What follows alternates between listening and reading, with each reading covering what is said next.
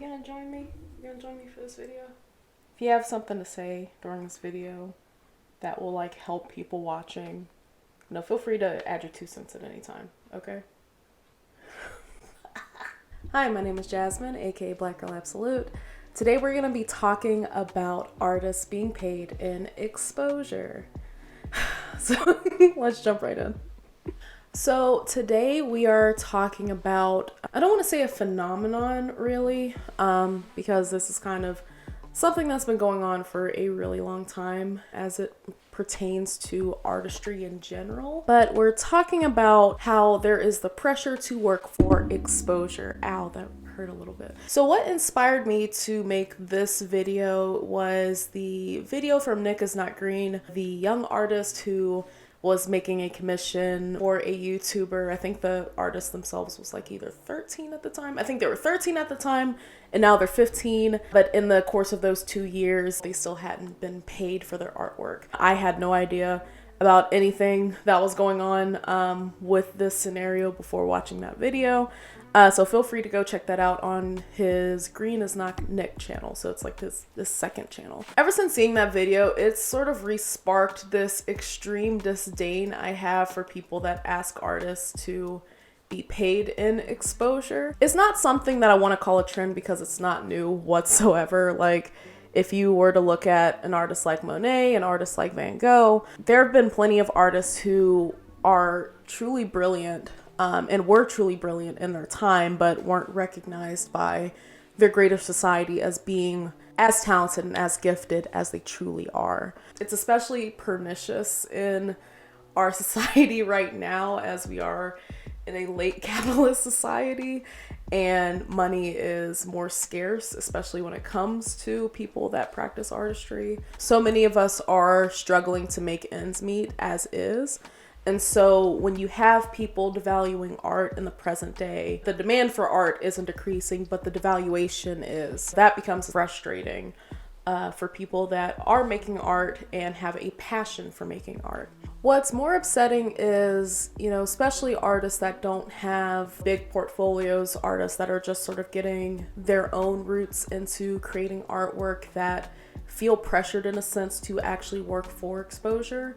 I'm not sure if that's what pushed this young artist to creating this commission and initially saying, it's going to be for free. It's already pretty common that artists have very low confidence in their artwork in general whenever they first get started. So many of us don't even want to be in the same vicinity of our artwork whenever, people are looking at it. I know for me personally, it was really hard for me to be within a few feet of people that were looking at my artwork. I kind of had to like scurry into a corner because I was so nervous. Like, I don't know what they're going to say. Are they going to say it looks horrible? And so it kind of creates this environment that's ripe for people to exploit and take advantage of that lack of confidence within these new artists. And so if you're having trouble dealing with this sort of scenario where you feel like you have to work for exposure because if you get exposure that your art career is going to take off, I just have a couple of tips as an artist that's been doing this for a while to make sure that you're actually getting your needs met, because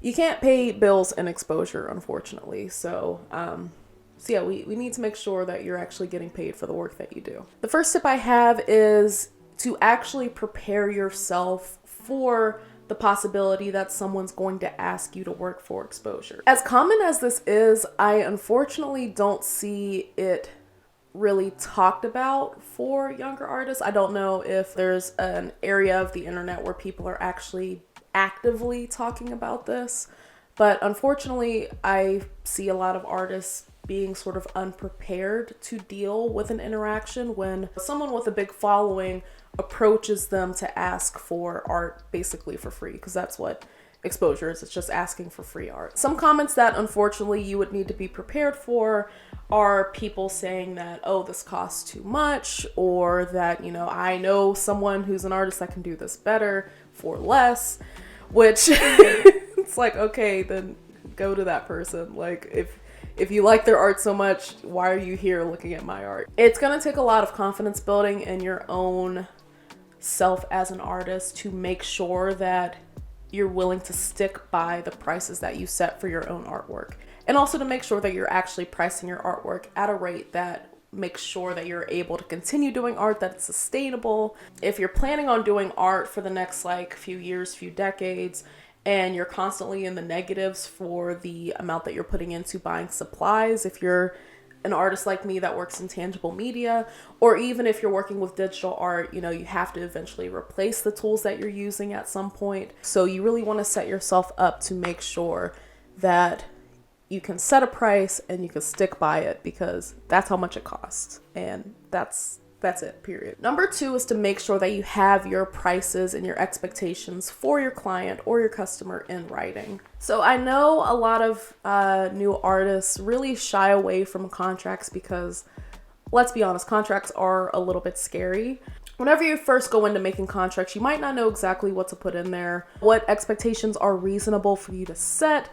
You might be worried that, you know, you're asking too much. You're kind of making the transaction very labor intensive for your client. And, you know, that could be really scary, especially if you don't have a lot of experience with selling your artwork. You might feel like, you know, you're scaring the few people that are actually interested in buying what you're selling. Putting things in writing actually isn't as scary as it seems, thankfully. Something that I like to do is just sending all of my clients invoices for things that they're buying. If it's not like a print that they're buying off of my website, if they're looking specifically to buy an original, or if they're requesting a commission, I will usually just send them out an invoice to just let them know, you know, here's how much the thing costs. And at the bottom of my invoices, I'll have a couple of stipulations like, you know, artwork will not be sent out before payment is received.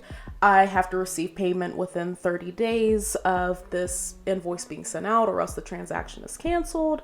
For commissions, I will request a deposit. You know, usually it's either 50% of the total price of the commission, or it's at least $100 to make sure that I'm covering supplies to get the commission started. And I will tell you, I have not had one person that has looked at the terms of that invoice who was actually a serious client who has had a problem with that. I think setting up a few expectations for your clients really helps them to see you as a serious artist, which is, you know, 2 steps in the door to making sure you're getting paid. If they see that you're a serious artist, that you take your artwork seriously, it makes it a lot easier for them to justify the amount that you're asking them to pay for your artwork, which at the end of the day is what's most important. Also, it makes it easier for them to recommend you to other people that also might be interested in buying art, which, hey, is actual exposure.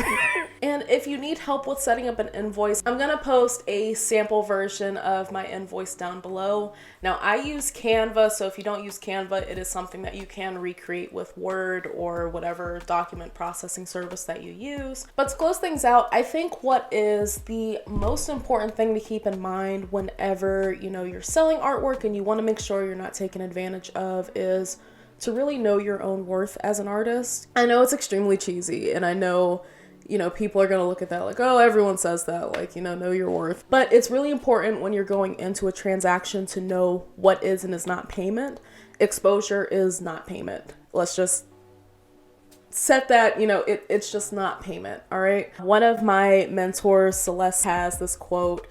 I don't know if she's repeated it to anyone else, but I know some years back we had a conversation about people trying to pay artists in exposure.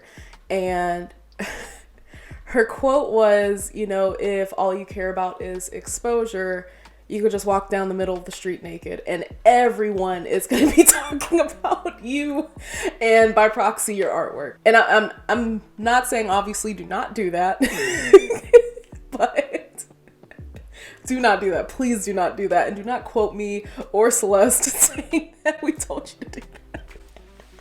But, you know, it's important to keep in mind exposure by giving away, basically just giving away your artwork, is undervaluing both you as an artist and the work that you're putting in so much time, so much effort, and not even just the time that you're putting into actively creating that piece, but all of the time that it took for you to learn the trade and learn how to use materials. All of that is just being given away for free. It's different than if like you're giving someone a gift or you're making fan art for someone and like, all you want is for them to enjoy that thing. Like, giving gifts is perfectly fine. You're absolutely allowed to do that. But through actively selling your artwork, you naturally get exposure from your customers, from your clients, and that in the end is going to be more worthwhile. In this past year, I've had opportunities kind of spill over into one another, where one paid commission has led into like 4 or 5 more other paid commissions that are about the same price, which has been really exciting. Exposure and payment always go hand in hand. Yeah, make sure that you're taking care of yourself and your needs. Make sure that you are putting effort and time into what you're doing as an artist, but also make sure that you're constantly checking yourself. If you feel like, oh, my artwork shouldn't cost this much, like this is too much, I'm asking people to pay too much for my artwork. It's not. I'm hoping in this new year that all of us are choosing better for ourselves, our artistry, and that we continue to make the world a beautiful place. So yeah, that is it for today. Thank you so much for watching. I am so sorry it's been this long since I've put together a video where I'm actually speaking to you peeps face to face. You know, 2021 was kind of a really tough year emotionally. I'm in a new apartment, which is really fun, but with that move came some changes in my life that were a bit difficult to deal with, but I finally feel like I'm in a place to make videos again, which is good. So I hope to continue making some more stuff for you peeps, and hoping that we go into the new year a lot bigger and brighter than we were last year. Thank you all again for watching. Thank you for anyone who is a new subscriber. You are my absolute favorite people. If you are new to my channel, please check out any of my older videos. You know, I don't have a lot of advice content like this, but I'm planning on making some more because, you know, this stuff is really fun. So yeah, thank you all. I love you. You are enough, and I hope you take care.